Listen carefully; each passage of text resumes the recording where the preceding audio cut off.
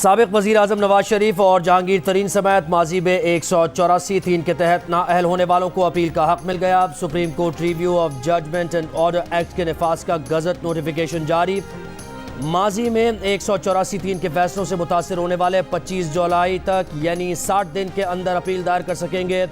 कानून के तहत फैसलों पर अपील लार्ज बेंच सुनेगा। Supreme Court review of judgment and order act के कानून बनने का इंकशाफ आज सुप्रीम कोर्ट में पंजाब इलेक्शन केस की समाअत के दौरान उस वक्त हुआ जब अटॉर्नी जनरल ने बताया कि यह कानून जुमे से नाफिजुल अमल हो चुका है, जिस पर जस्टिस मुनीब अख्तर ने कहा कि इसीलिए इलेक्शन कमीशन के वकील के चेहरे पर मुस्कुराहट आई हुई है। सुप्रीम कोर्ट ने ऑडियो लीक्स कमीशन कलअदम करार नहीं दिया। अहम नुक्ता है कि चीफ जस्टिस से मुशावरत की रिवायत को क्यों तोड़ा। किसी चीज पर तहकीकात करवानी है तो बाकायदा तरीकाकार से आए। चीफ जस्टिस पाकिस्तान का अटॉर्नी जनरल से मुकालमा। कहा इससे पहले बनने वाले तमाम कमीशन चीफ जस्टिस की मंजूरी या इजाजत से बनाए गए। Memogate commission, Abbottabad commission, Saleem Shahzad commission के नोटिफिकेशन सामने हैं। यकीनन वो कमीशन में खुद नहीं बैठते, किसी और जज को ही नामजद करते। अदलिया और इंतजामिया एक दूसरे से राब्ते करते हैं। ये राब्ता खुफिया या ज़बरदस्ती नहीं होना चाहिए। आइन के तमाम इदारों को एहतराम दिया जाना चाहिए। अदलिया की आज़ादी का तहफ़्फ़ुज़ करना है। अटॉर्नी जनरल से कहा पुल का किरदार अदा करें। 9 मई के वाक़यात के बाद सिल्वर लाइनिंग तलाश करें। आपस में फासले कम करें। दुरुस्त रास्ते का इंतखाब करें। पंजाब में 14 मई को इंतखाबात कराने के फैसले के खिलाफ इलेक्शन कमीशन की नजरसानी दरख्वास्त। सुप्रीम कोर्ट में पीटीआई के वकील अली जफर नहीं आए। चीफ जस्टिस ने अटॉर्नी जनरल से कहा, क्या आपने अली जफर को कुछ बुरा कहा है? अटॉर्नी जनरल ने कहा कि उन्होंने बैरिस्टर अली जफर को कुछ नहीं कहा। अटॉर्नी जनरल ने बताया कि सुप्रीम कोर्ट नजरसानी एक्ट बन चुका है। 184 की शिक 3 के तहत फैसलों पर अपील का हक दे दिया गया है। इस कानून साजी का इतलाक माजी से भी होगा। चीफ जस्टिस ने रिमार्क्स दिए कि प्रैक्टिस एंड प्रोसीजर एक्ट में हुकूमत ने नया अदालती दायरा इख्तियार बना दिया। अदालत के इंतजामी उमूर में भी मुदाखलत की कोशिश की। खुशी है कि मौजूदा कानून सिर्फ 184(3) के बारे में है। असखुद नोटिस के फैसले पर नजरसानी के तकाज़ों को समझते हैं कि इसकी मजीद समाअत जुमेरात तक मुलतवी।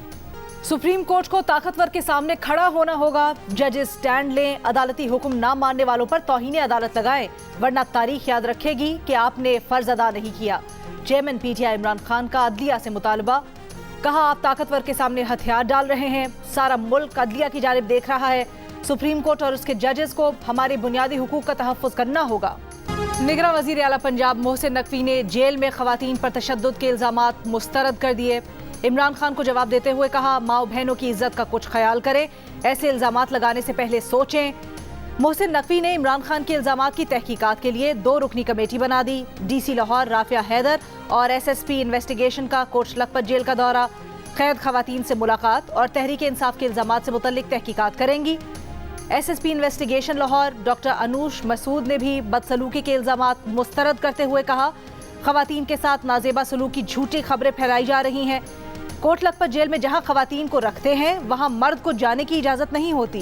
पीडीएम जो पाकिस्तान डिस्ट्रक्टिव मूवमेंट वाले जो लोग हैं, वो जिस तरीके से अपने तस्वे बहा रहे हैं या मगरमच्छ के आंसू बहा रहे हैं और वो ये कहना चाहते हैं कि उनको भी अफसोस है, उनको भी तकलीफ है, तो मैं ये बात हरगिज़ मानने को तैयार नहीं हूँ। अगर उनको फौज से बहुत मोहब्बत होती तो कभी मेमोगेट का स्कैंडल ना होता, कभी डॉन लीक्स ना होते, हम कभी जेयूआई के लीडरशिप से कोर कमांडर के घर के मुहासरे की बात ना सुनते, हम कभी आर्मी की ईंट से ईंट बजाने की बात ना सुनते। तहरीक इंसाफ ने पीडीएम रहनुमाओं के फौज की हिमायत में बयानात को मुनाफिकत करार दे दिया। सेनेटर हुमायूं ने कहा कि पीडीएम को फौज से मोहब्बत होती तो मेमोगेट और डॉन लीक्स ना होता, फौज की ईंट से ईंट बजाने की बात ना की जाती, जेयूआई का लीडर कोर कमांडर हाउस के घेराव की बात ना करता। पीटीआई के सेनेटर्स ने 9 मई के वाक़यात के खिलाफ मजम्मती करारदाद भी सेनेट में जमा करा दी। करारदाद में कहा गया है कि अस्करी और तारीखी इमारतों पर हमलों की मजम्मत और मुसल्लह अफवाज, सिक्योरिटी एजेंसीज और बड़े पैमाने पर मुतासर होने वाले अवाम से यकजहती का इजहार करते हैं। पीटीआई के रूपोश रहनुमा मुराद सईद ने कहा है कि पीडीएम ने पहले प्रोग्राम में पाकिस्तान और पाकिस्तानी इदारों के बारे में जहर उगला।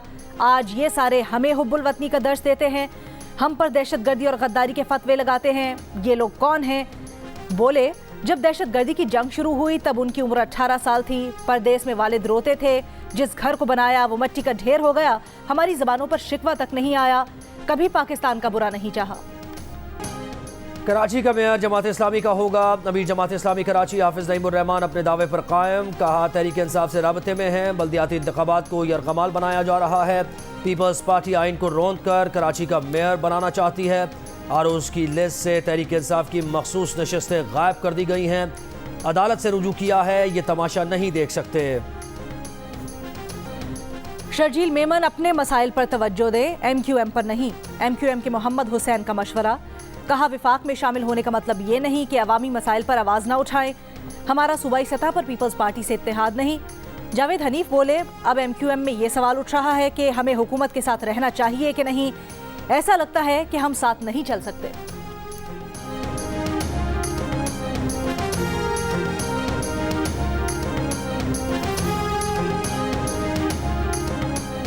पेशावर के सरकारी अस्पतालों में सेकंड शिफ्ट प्रोग्राम तनख्वाहों की अदम अदायगी पर बंद होने का खदशा। सेकंड शिफ्ट प्रोग्राम के 8000 मुलाजमीन 4 माह से तनख्वाहों से महरूम। तनख्वाहें न मिलने के बायस कई असातिज़ा ने सेकंड शिफ्ट में पढ़ाना छोड़ दिया।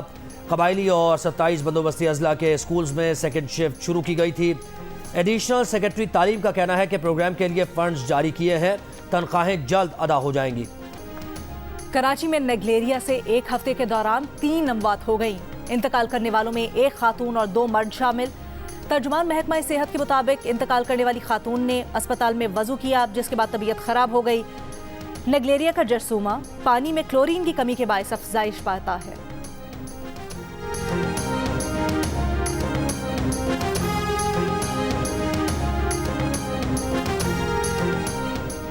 लाहौर में किसी भी जगह गैस लोड शेडिंग नहीं की जा रही। रात 10 बजे से सुबह 6 बजे तक घरेलू सारिफीन की गैस सप्लाई बंद की जाती है। तर्जुमान स्वीट नॉर्दर्न का कहना है कि टेल एंड सारिफीन को गैस प्रेशर में कमी का सामना है। कंप्रेसर के इस्तेमाल के बायस गैस प्रेशर में कमी होती है।